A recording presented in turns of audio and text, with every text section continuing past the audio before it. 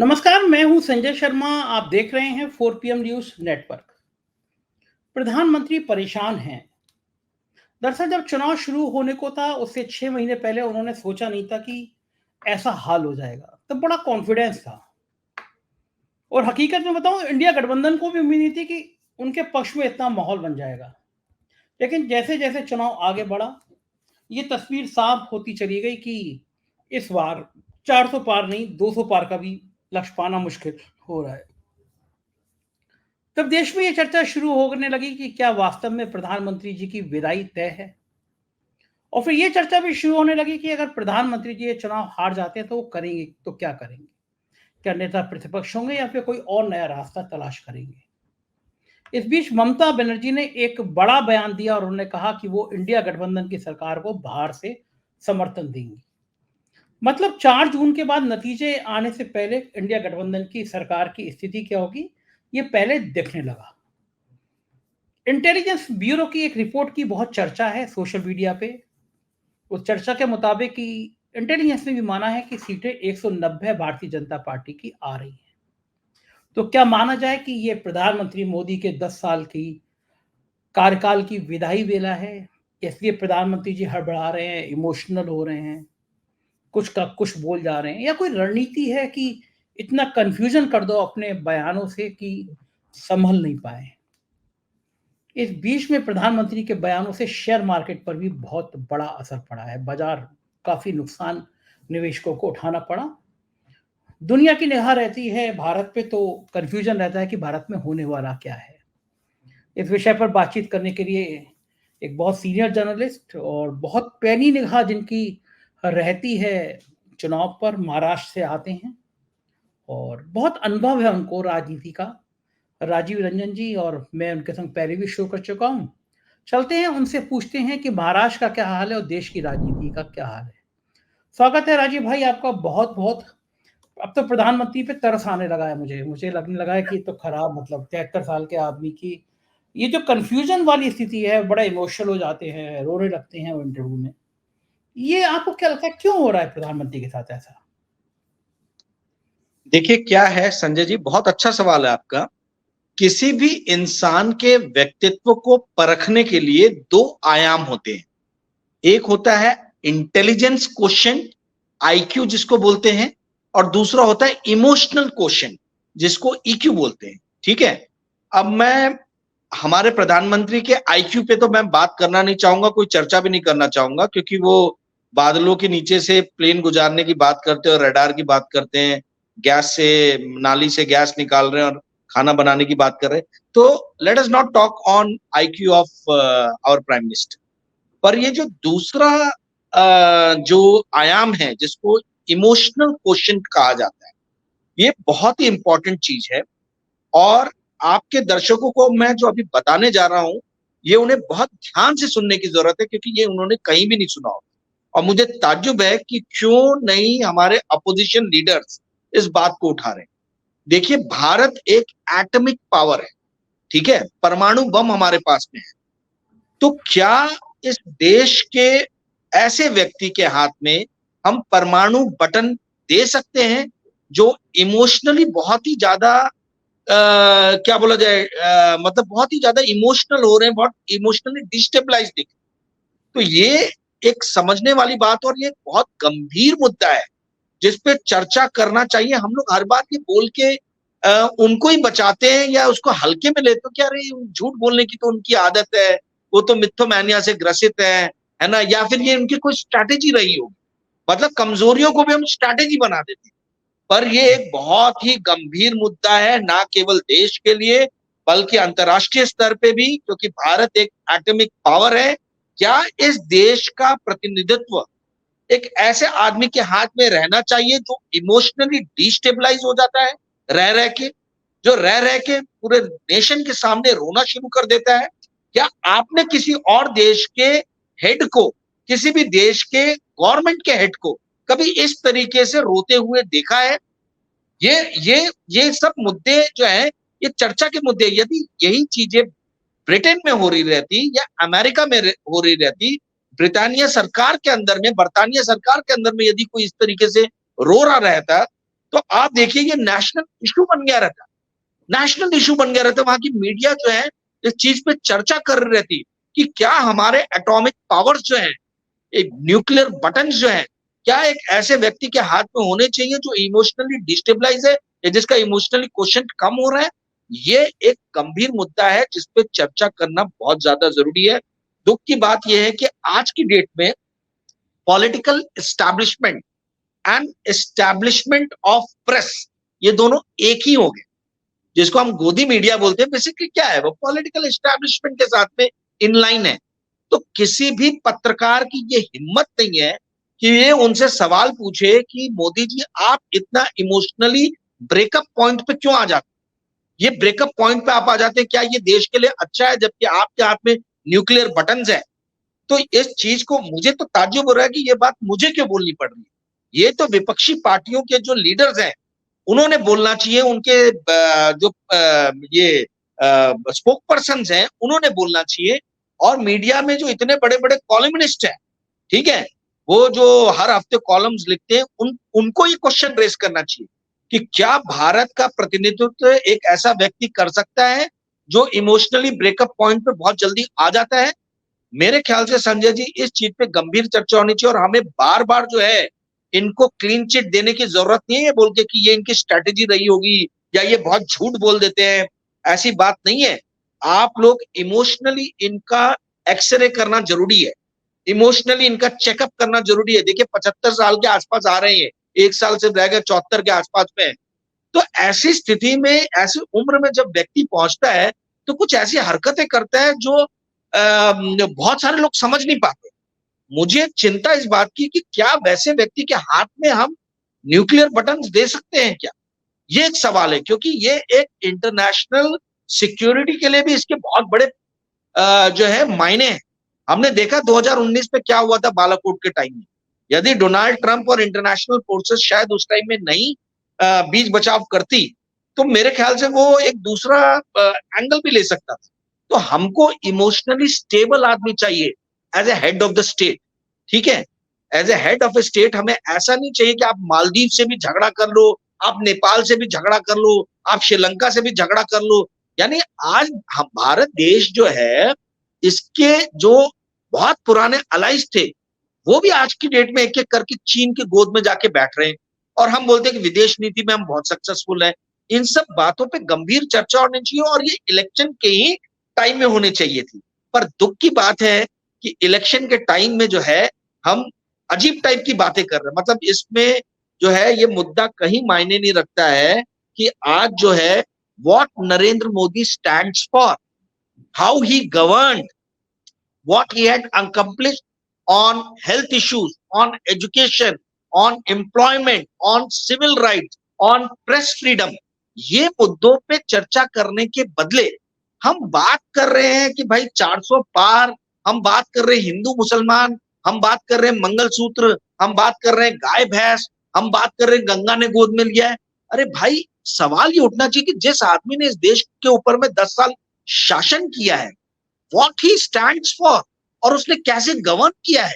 इस देश में अनएम्प्लॉयमेंट क्यों बढ़ रही है, ये बार बार बोलते हैं कि नरेंद्र मोदी के टाइम में जीडीपी बढ़ी है। मेरा एक सिंपल सवाल है एज ए फाइनेंशियल जर्नलिस्ट कि यदि जीडीपी बढ़ रही है तो अनएम्प्लॉयमेंट क्यों बढ़ रहा है।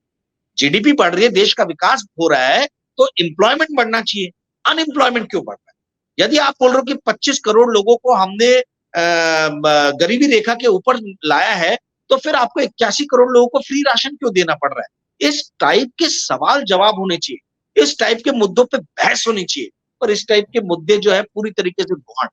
जी संजय जी। वहां सवाल होते हैं कि प्रधानमंत्री जी आप थकते क्यों नहीं हैं, प्रधानमंत्री जी आप आम काट के खाते हैं या चूस के खाते हैं, प्रधानमंत्री जी आप बटुआ रखते हैं या नहीं रखते हैं। ये सवाल होते हैं, खैर इन सवालों की बलिहारी है। इसका मतलब ये कि एक कहीं ना कहीं देश को इस पे भी सोचना चाहिए, एक नियम इस पे भी बनना चाहिए कि भाई जब अग्निवीर नौजवान 4 साल में पेंशन लेके घर चले जाते हैं तो नेताओं की भी अब एक उम्र में रिटायरमेंट होना ही चाहिए। क्यों नेता 70-80 साल तक काम करता रहे भाई। आप सरकारी कर्मचारी, आप उनको 60-62 साल पे कह देते हैं भैया आप काम करने लायक नहीं बचे, जाइए घर। अग्निवीर के लिए तो आप 4 साल में विदाई कर देते हैं। यहाँ 75 साल की उम्र में भी अब की बार 400 पार, अब की बार 300 पार और अब की बार पाकिस्तान पार, इस तरह के नारे लगते हैं। आपको लगता नहीं है इस देश को इसमें भी चिंतन करना चाहिए कि नेताओं की भी एक रिटायरमेंट की, और मुझे लगता है इससे पोल करा लें, शर्त लगा के मैं कह सकता हूँ, इसमें देश का एक पोल करा ले कि नेताओं की रिटायरमेंट की उम्र होनी चाहिए, नहीं होनी चाहिए। मैं जो शर्त है मैं हारने को तैयार हूँ। पूरा देश एक सुर में कहेगा कि जब सरकारी कर्मचारियों को 62 साल होती है तो चलो 3 साल और ले लो, लेकिन 65 साल में भी नेता को भी रिटायर हो जाना चाहिए। आपको लगता है कि नेता की रिटायरमेंट की उम्र होनी चाहिए? बिल्कुल होना चाहिए। देखिए, जो विश्व की सबसे स्ट्रांग डेमोक्रेसी है अमेरिका, कुछ सोच समझ के वहां पे 2 टर्म्स रखे गए हैं, ठीक है, कि किसी भी इंसान के हाथ में असीम शक्तियां ना चली जाए। आज जो देश में हो रहा है वो क्या हो रहा है, वो असीम शक्ति हो रही है। आज क्यों पत्रकार स्टेनोग्राफर बन गए? पत्रकार स्टेनोग्राफर इसलिए बन गए हैं या वीडियो जॉकी बन गए हैं, सिर्फ पोस्टमैन का काम कर रहे हैं, सामने वाला जो बोल रहा है बिना सोचे समझे उस चीज को ब्रॉडकास्ट कर रहे हैं। ये वीडियो जॉकी और स्टेनोग्राफर पत्रकार इसलिए बन गए क्योंकि इनको मालूम है कि यही नेताओं से इनको कई दशक तक जो है इन्हीं का सामना करना पड़ेगा। और असीम शक्तियां हैं नेताओं के हाथ में। किसी भी हाल में किसी भी प्रधानमंत्री को 2 टर्म से ज्यादा नहीं मिलना चाहिए, पहली चीज। दूसरी चीज, सचिन तेंदुलकर जैसे या लता मंगेशकर जैसे जो राज्यसभा मेंबर बनते हैं, इनको किसी भी हाल में कोई भी सरकारी सुविधाएं जो है इनके ऊपर में खर्चा नहीं करना चाहिए। इनको पेंशन नहीं मिलना चाहिए राज्यसभा की या इसकी, क्योंकि ये अपने आप में इनका कैलिबर बहुत ज्यादा है। जिस देश का फिस्कल डेफिसिट और करंट अकाउंट डेफिसिट जो है इतना हाई चल रहा है, जिसके ऊपर में 205 लाख करोड़ का डेट है, उस देश को क्यों ये बड़े बड़े लोगों को जिनकी अपनी आमदनी है इनको पेंशन की सुविधा और तमाम तरीके की सुविधाएं देने पे पैसा खर्चा करना चाहिए? देखिए, इस देश में पॉलिटिकल एस्टैब्लिशमेंट के ऊपर में एक रेफरेंडम होना चाहिए।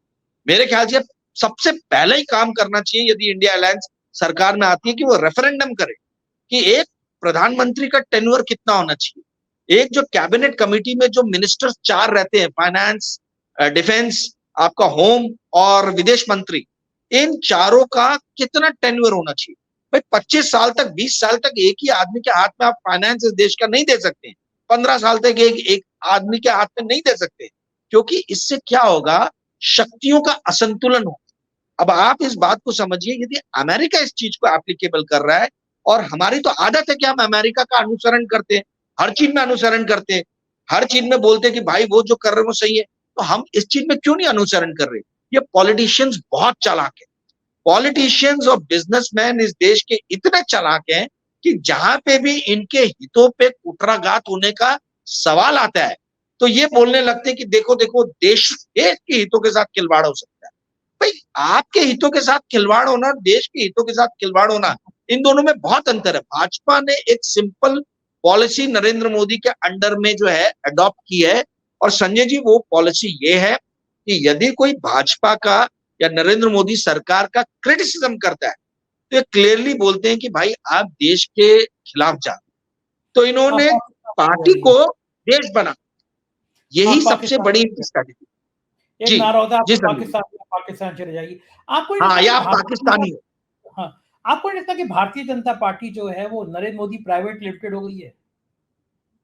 बिल्कुल सही। ये चीज तो मैं ना जाने कितने मंचों पे कितनी बार बोल चुका हूं कि पार्टी चलेगी हाशिए पे, और ये पूरी की पूरी पॉलिटिकल पार्टी जो है ये नरेंद्र मोदी और अमित शाह की गिरफ्त में चल गई। अमित शाह क्या, नरेंद्र मोदी प्राइवेट लिमिटेड ही है वो। देखिए, नरेंद्र मोदी जो है ये बहुत अच्छे इवेंट मैनेजर हैं, ऐसा लाल कृष्ण आडवाणी ने कहा था, मैं नहीं कह रहा हूं। जब ये सरकार में 2014 में आए थे तो लाल कृष्ण आडवाणी ने कहा था कि नरेंद्र मोदी की एक ही क्वालिटी है और वो है कि वो बहुत अच्छे इवेंट मैनेजर। तो इन्होंने क्या किया है, पूरे के पूरे देश में अगर छोटा सा भी कुछ होता है ना तो उसको बड़ा इवेंट बना देते, और उस इवेंट की धुरी में केंद्र में ये अपने आप को रखते। तो भारतीय जनता पार्टी अब हो गई है इवेंट मैनेजमेंट कंपनी, और जिसके सीईओ हो गए हैं नरेंद्र मोदी जी। और पूरा देश, हमारा देश जो है ना, ये एंटरटेनमेंट स्टार देश है। यहाँ पे एंटरटेनमेंट की बहुत कमी है, इसलिए सड़क पे यदि 2 लोग झगड़ा भी करते हैं तो 100 लोग खड़े होकर देखना चालू करते हैं, ठीक है। तो उनको मालूम है कि ये एंटरटेनमेंट स्टार्व्ड कंट्री को, जो एंटरटेनमेंट की भूखी है, इसको कैसे छदम कैसे खोखले मतलब इश्यूज दिखाया जाए कि G20 समिट हो रहा है तो ये देखिए भारत बन गया विश्व गुरु। अरे भैया वो तो होना ही है, वो कोई ना कोई देश तो होस्ट करेगा ही उसको, तो इसमें भारत कहां से विश्व गुरु हो गया। और आपको मैं बताता हूं, आपको ताज्जुब होगा ये जान के कि हमारा टर्म जो था 2026 में शायद आने वाला था, 26 या 27 में आने वाला था। मोदी जी ने बोल के लिए कि G20 हमको ऑर्गेनाइज करने दीजिए, क्योंकि उनको ये पूरा इवेंट जो है अपने एडवर्टीजमेंट के लिए 1 साल पहले से ही अपना एडवर्टीजमेंट, अपना ब्रांड बिल्डिंग जो है वो पिकअप कराना था। तो आपका ये एकदम सही कहना, पर आपको एक अंदर की बात मैं बता देता हूँ। हर इंटरव्यू में आता हूं तो कुछ ना कुछ इंटरनल इंफॉर्मेशन देना जरूरी है आपके दर्शकों के लिए। एक बहुत बड़ा मसौदा या रणनीति तैयार हो रही है भारतीय जनता पार्टी के अंदर में कि यदि ये, जैसा मैंने लास्ट इंटरव्यू में बताया था कि 190 जो है उतने पे निपट जाएंगे एनडीए भारतीय जनता पार्टी में, यदि वैसी स्थिति आती है, ठीक है, तो उस स्थिति में पूरा का पूरा काया पलट होने वाला है पार्टी के अंदर। अभी तक पार्टी के अंदर पार्टी प्रेसिडेंट जो है वो सलाह मशवरा से जो है ना, मतलब आपसी कंसल्टेशन और कंसेंसस से ये लोग बना लेते। मुझे ऐसा लगता है कि भारतीय जनता पार्टी में शायद पहली बार ऐसा मौका आएगा कि यहाँ पे पार्टी प्रेसिडेंट बनाने के लिए खूब द्वंद। और आप इस बात को समझिए कि ये जितने हाशिए पे पहुंचा दिए गए लीडर्स हैं, आप संजय जी इस बात को भूल रहे हैं कि नितिन गडकरी जो है वो नॉमिनेशन में नहीं पहुंचे हैं नरेंद्र मोदी के। नितिन गडकरी, हाँ, जैसा मैंने आपको बताया था, अभी आगे नितिन गडकरी बनारस नहीं में है। नॉमिनेशन में नितिन गडकरी नहीं गए। नितिन गडकरी जब ये नागपुर में आए थे तब नितिन गडकरी मिलने नहीं गए थे। ये भी खबर जो है 4PM ने मैंने ब्रेक किया था यहाँ पे। वैसे ही नितिन गडकरी जो है ये नॉमिनेशन में नहीं गए, शायद दूसरी जगह पे भी आया होगा, मुझे आइडिया नहीं है, पर वो नहीं गए। यहीं तक न्यूज आया होगा तो आया, पर वो क्यों नहीं गए, इसका रीजन जो है ये किसी ने इसका एनालिसिस नहीं किया है। बहुत बड़े लेवल पे इंटरनल उठापटक जो है आप आने वाले दिनों में देख सकते हैं।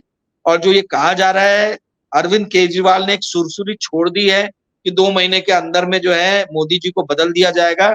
यदि सीट कम होती है तो आप देखिए किसको बदल दिया जाएगा और क्या बदलाव आता है। आप क्या समझ रहे हैं कि वसुंधरा राजे सिंधिया, जिनकी मां के पैसे से भारतीय जनता पार्टी की शुरुआत हुई है, क्या वो अपने हाथ से पार्टी पूरी जाने देंगे और खामोशी से बैठेंगी? मुझे इसके ऊपर में बहुत डाउट लगता है। गडकरी साहब यदि नहीं जा रहे हैं कहीं पे भी तो इसके पीछे बहुत बड़ा कारण है। योगी आदित्यनाथ यदि शांति से चुपचाप बैठे हुए हैं तो इसका भी बहुत बड़ा कारण है। यदि मध्य प्रदेश के जो भूतपूर्व मुख्यमंत्री थे वो यदि अशोक गहलोत से मिलने के लिए एयरपोर्ट पे पहुंच रहे हैं और उनका गर्मजोशी से स्वागत कर रहे हैं तो उसके भी बहुत मायने हैं। देखिए क्या होता है, पॉलिटिक्स के अंदर में सिग्नल्स दिए जाते, पॉलिटिक्स के अंदर में शब्दों का कोई मोल नहीं है, इसमें आपका जो एक्शन है ये महत्व रखता है ना। Action speaks louder than word, वो जो बोला जाता है वो यहाँ बहुत ज्यादा मायने रखता है। तो इस तरीके से आप देखेंगे बहुत सारे लीडर्स हैं जिनको हाशिए पे पहुंचा दिया गया है, ये शांति से बैठने नहीं वाले और ये कोई रिटायरमेंट लेने भी नहीं वाले। बस ये इस मौके का इंतजार कर रहे हैं कि 4 जून को कितनी सीट आती है वो एक बार पता चल जाए, उसके बाद में आप देखिए कि कैसे चेस का गेम भारतीय जनता पार्टी के अंदर जो है वो शुरू हो। जी संजय जी। अच्छा राजीव जी बताइए मुझे, जैसे आपने बताया कि इंटेलिजेंस की रिपोर्ट है कि एनडीए 190 पे आएगा। एक स्थिति ये है कि भाजपा 150-200 के बीच में रह जाती है तो, और एक स्थिति हो जाती है कि भाजपा 300 पार चली जाती है तो, उन दोनों स्थिति में गडकरी का क्या होगा? देखिए 300 पार के बाद के ऊपर गई तो गडकरी साहब की तो राजनीति खत्म, फिर वो रिटायरमेंट पे चले जाएंगे, राजनीति उनकी पूरी तरीके से खत्म हो जाएगी। और यदि जैसा मैंने बताया कि 190 पे निपट जाएंगे अगर, तो आप समझिए कि इनके बल्ले बल्ले चांदी हो जाएगी, क्योंकि जितने भी लीडर्स हाशिए पे पहुंचा दिए गए ये सब गडकरी साहब के पीछे लामबंद हो जाएंगे यदि गडकरी जी जीतते हैं नागपुर से तो। क्योंकि जो कांग्रेस के, हाँ, कांग्रेस के जो लीडर खड़े हुए विकास ठाकरे भाऊ जो है, भाऊ ने बहुत अच्छी टक्कर दी है, बहुत बढ़िया लीडर है और मतलब लोगों ने भी सपोर्ट किया है। देखिए कांग्रेस में थोड़ा टिकट वितरण में गड़बड़ी हो गया, यहाँ तक कि जो नागपुर के बाजू की सीट है रामटेक, ये भी 100% श्योर शॉट के लोग जीत जाते थे यदि ये नितिन राउत को टिकट देते थे, जो दलितों के सबसे बड़े लीडर हैं महाराष्ट्र के अंदर। बट नितिन राउत की आपसी पार्टी के अंदर जो इनकी रंजिशें हैं, उसके कारण उनकी टिकट कट गई। यदि उनको टिकट मिलती थी तो रामटेक की सीट भी श्योर शॉट आती थी। तो ये विदर्भा जो है, ये बहुत बड़ा एक गढ़ बन के उभरता था। विकास ठाकरे, नितिन राउत, यानी ये जो दोनों बड़े लीडर हैं नागपुर के, ये बड़े नेशनल लेवल पे आते थे। बट अब हमको 4 जून को वेट करना पड़ेगा। तो जो आपने बोला कि गडकरी जी की क्या स्थिति होगी, गडकरी जी धुरी में, गडकरी जी केंद्र में आ जाएंगे। यदि 190 की सीट मिली तो वसुंधरा राजे से लेके तो योगी तक सब गडकरी साहब के आजू बाजू जो है अपनी जो है ना रणनीतियां तैयार करने में लग जाएंगे। और देखिए, गडकरी साहब को ममता बनर्जी भी पसंद करती है, अरविंद केजरीवाल भी पसंद करते हैं। बहुत सारे लीडर हैं जो नितिन गडकरी की तारीफ करते हैं। उनके जितनी फैन फॉलोइंग पार्टी के अंदर में है, उतनी फैन फॉलोइंग उनकी पार्टी के बाहर भी है। तो मैंने आपको बताया भी था शायद एक चर्चा में कि ना राहुल गांधी प्रचार करने के लिए नागपुर में आए, ना प्रियंका गांधी आई, जिसके कारण जो भाऊ जो है विकास ठाकरे के सपोर्टर्स के बीच में बड़े इस चीज को लेकर चर्चा हुई और वो थोड़े क्रोधित थे कि भाई ऐसा, मतलब अगर वो लोग आ जाते थे तो भाऊ 100% श्योर शॉट सीट निकाल सकते थे। ठीक है, पर वो अब हो गया इलेक्शन। बट मूल मुद्दे की बात यह है कि आने वाले जो 380 सीट्स पे इलेक्शन हो गए हैं, 163 सीट्स बची हैं।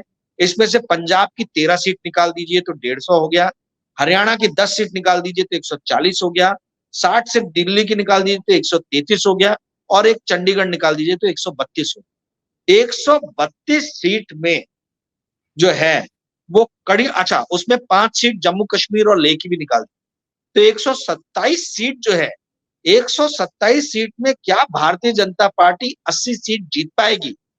ये एक अहम मुद्दा होने वाला है, जिसमें महाराष्ट्र की सीट है, यूपी की सीट्स है, बंगाल की सीट्स है, और ये हर जगह पे स्थिति एकदम नाजुक चल रही है भारतीय जनता पार्टी की। जी संजय जी, जी। बिल्कुल आपने बड़ा सेंसिटिव बात बताई मुझे। गडकरी हार जाएँगे ये बात बड़ा लोगों को चौंकाती है। लेकिन एक स्थिति और है राजीव भाई, जिससे बात कर रहा हूँ, महाराष्ट्र में मैंने बहुत सारे ब्यूरोक्रेट से बात करी, पॉलिटिकल लोगों से बात करी, जर्नलिस्ट से बात करी। मुझे लगता है कि देश में सबसे ज़्यादा चौंकाने वाले नतीजे, या ये दूसरे शब्दों में कहूँ कि भारतीय जनता पार्टी को सबसे धक्का पहुँचाने वाले नतीजे, क्या महाराष्ट्र से आते हुए दिख रहे हैं आपको? महाराष्ट्र में मैंने जैसे लास्ट टाइम बताया था कि 22 सीट जो है वो इंटेलिजेंस की रिपोर्ट बोल रही है कि एनडीए को मिलेगी। बट उसके बाद मुझे बहुत सारे पत्रकार दोस्तों के फोन आए और उन्होंने शर्तिया तौर पे बोला कि हम शर्त लगाने को तैयार हैं कि ये 15 के आगे किसी भी हाल में नहीं बढ़ेगा। ठीक है, एनडीए।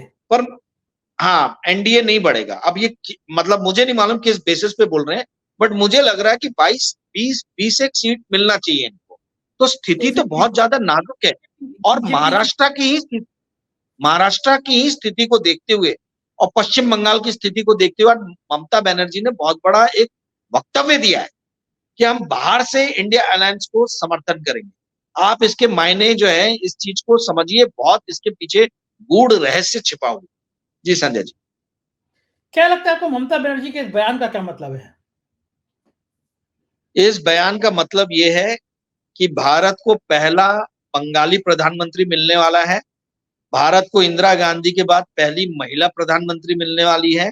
क्योंकि आप इस बात को समझिए कि 42 में से 32 सीट, 30 से 32 सीट पश्चिम बंगाल में ममता बनर्जी जीत रही हैं।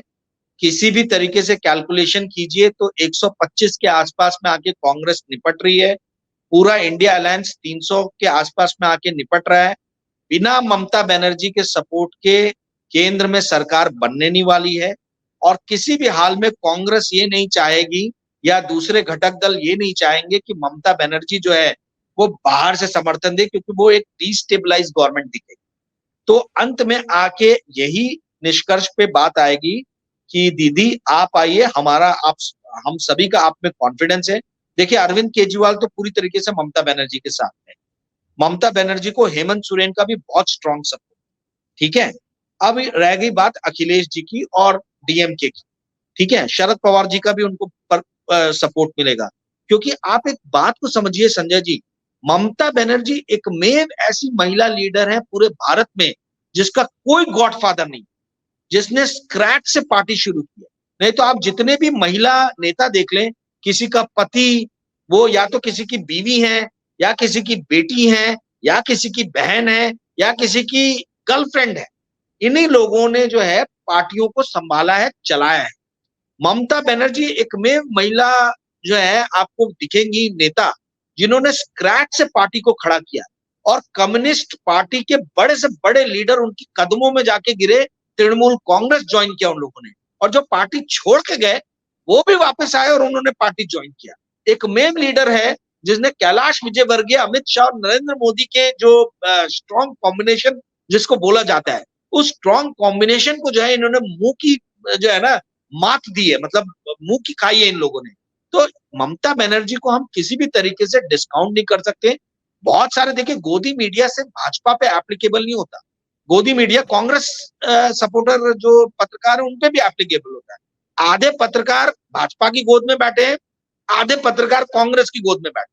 न्यूट्रल होके कोई चीजों को देख नहीं रहा है। न्यूट्रल बात यह है कि आप ममता बनर्जी की अनदेखी करके आप एक स्टेबल गवर्नमेंट इस देश को दे नहीं सकते, और कांग्रेस कभी नहीं चाहेगी कि इस देश में स्टेबल गवर्नमेंट ना बने इंडिया अलायंस के अंडर। और वैसे भी ये पूरे इंडिया अलायंस में यदि सबसे कोई वीक स्पॉट है तो वो कांग्रेस ही है, क्योंकि इंदौर में कांग्रेस का जो है वो लीडर भागा, सूरत में कांग्रेस का लीडर भागा, पुरी में कांग्रेस का लीडर भागा। ये जो नॉमिनेशन हुए हैं, ये नॉमिनेशन छोड़ के भागने वाले कांग्रेस के लीडर, कहीं आपकी ममता बनर्जी का लीडर नहीं भागा, या अरविंद केजरीवाल का लीडर नहीं भागा, या लालू प्रसाद यादव का या अखिलेश यादव का जो नॉमिनेट किया हुआ बंदा है वो नहीं भागा है। तो ये रीजनल पार्टीज को भी समझ में आ रहा है कि कांग्रेस हमारे पूरे इंडिया अलायंस का सबसे वीक स्पॉट है। पर बहुत सारे कांग्रेस की गोदी में बैठे हुए पत्रकार ऐसे हैं जिनको मतलब जो तुले हुए हैं ये बोलने के लिए कि भाई कांग्रेस के ही लीडरशिप में बनेगी तो बहुत अच्छी बात है। मैं कोई कांग्रेस विरोधी नहीं हूं, मैं भी कांग्रेस को बहुत सपोर्ट करता हूं। मेरी विचारधारा कांग्रेस की विचारधारा से मेल खाती है। सेक्युलरिज्म पे हम विश्वास करते हैं, लिबरल थॉट्स पे विश्वास करते हैं। किंतु आज की सच्चाई ये है कि कांग्रेस को यदि स्टेबल गवर्नमेंट इस देश में देना है तो उनको ममता बनर्जी का प्रतिनिधित्व स्वीकार करना पड़ेगा। एंड मार्क माय वर्ड्स, यदि इंडिया अलायंस आती है तो स्टेबल गवर्नमेंट चाहिए तो ममता बनर्जी को ही ये सब मिलकर प्राइम मिनिस्टर बनाएंगे। जी संजय जी, बड़ा रोचक चुनाव हो जाएगा। लेकिन एक चीज और है, हमारे गुजरात के स्थानीय संपादक है मयूर जानी, उन्होंने कहा कि स्थिति गुजरात में भी ठीक नहीं है। 6-7 सीटों पे गुजरात में भी बीजेपी फंसी हुई है। आप कल्पना करिएगा गुजरात से भी ये संदेश आएंगे कि गुजरात में बीजेपी फंस 5 गई है। सीट हार रहे हैं, 5 सीट इंटेलिजेंस के हिसाब से 5 सीट हार रहे हैं वहां गुजरात में। हाँ, 5 सीट गुजरात में हार रहे हैं। दिल्ली में 7 की 7 ऐसा सुनने में आ रहा है। तो ये जो है, क्योंकि ये अरविंद केजरीवाल और कांग्रेस का बड़ा स्ट्रॉन्ग जो है ना, वहां पे ग्राउंड लेवल पे बहुत ज्यादा समर्थन मिल रहा है आप और कांग्रेस को। और हरियाणा में तो आपने देख ही लिया कि क्या हाल है। हरियाणा में तो छोड़ छोड़ के जो है वो भाजपा के लीडर कांग्रेस में शामिल हो रहे हैं। जम्मू कश्मीर में कश्मीर से ये पूरे नदारदी हो गए। लद्दाख का तो दूसरी पार्टी में ही शामिल होगा, कांग्रेस में ही शामिल हो गया जो एमपी था। तो इनको सीट कहां से मिलेगी? महाराष्ट्र में भी तकलीफ है, बंगाल में अभी उसी जगहों पे इलेक्शन होने वाले हैं जहां पे सबसे स्ट्रांग है ममता बनर्जी। तो आप सीट निकालोगे कहां से? सीट निकालने के लिए आपकी जगह तो चाहिए ना आपको। एक बात, उत्तर प्रदेश में भी हालत है, उत्तर प्रदेश में भी ऐसी कोई हालत नहीं है, क्योंकि आप जी लग रहा था यूपी से प्लस होगा, लेकिन यूपी से तो माइनस ही आपने ही ब्रेक किया था। आपने ब्रेक किया था कि राजा भैया को, ये 4 PM पे संजय शर्मा ने ही ये स्टोरी ब्रेक की है कि राजा भैया को अमित शाह ने बैंगलोर में बुलाया। तो ये क्यों बुलाया है, इसके मायने हैं। ये छोटे छोटे जो सिग्नल्स है ना, ये हमको पकड़ने चाहिए। जैसे मैंने आपकी प्रोग्राम में बताया था कि ट्विटर का मालिक जो है वो इंडिया नहीं आ रहा है, इसके बहुत मायने हैं। फेसबुक जो है वो कोर्ट में बोल रहा है कि हम देश छोड़ के चले जाएंगे। व्हाट्सएप, इसके बहुत मायने हैं। लोगों को ये छोटे छोटे सिग्नल पकड़ने चाहिए। ममता बनर्जी ने बोला मैं बाहर से समर्थन दूंगी, इसके बहुत मायने हैं। तो प्रॉब्लम यह है कि जो आज की डेट में राजनीतिक विश्लेषक भी जो हैं भारत में या मीडिया में जो आते हैं, ये छोटे सिग्नल्स को नहीं पकड़ते, और इनका देखने का दृष्टिकोण जो है मतलब बाइनरी है, या तो कांग्रेस या तो बीजेपी। आप देख लीजिए, मतलब मैं नाम नहीं लेना चाहता हूं, बट कई ऐसे हैं, मतलब इनफैक्ट यूट्यूब पे आने वाले बड़े बड़े पत्रकार जिनको पितामह कहा जाता है, और आपके भी बहुत अच्छे मित्र हैं कई, जो क्लियरली इसको बाइनरी में देखते हैं, बीजेपी या कांग्रेस। वो ये भूल जा रहे हैं कि इसके बीच में और बहुत सारे प्लेइंग एलिमेंट्स हैं। उन एलिमेंट्स को आप नजरअंदाज करके भारत की पॉलिटिक्स को डिफाइन नहीं कर सकते हो आने वाले दिन। जी संजय बिल्कुल जी। सही बात, ये स्थिति है और हम लोग चर्चा करते रहेंगे देश की राजनीति पे। बहुत-बहुत शुक्रिया राजीव भाई, आपने इतना कीमती समय दिया। आभार आपका। ये थे राजीव रंजन जी और हम लोग चर्चा कर रहे थे कि आखिर देश की राजनीति में क्या होने जा रहा है। मुझको यकीन है ये चर्चा आपको पसंद आई होगी। चैनल को जॉइन कीजिएगा, सब्सक्राइब करिएगा और अपनी राय से ज़रूर अवगत कराइएगा। बहुत-बहुत शुक्रिया। Thank you.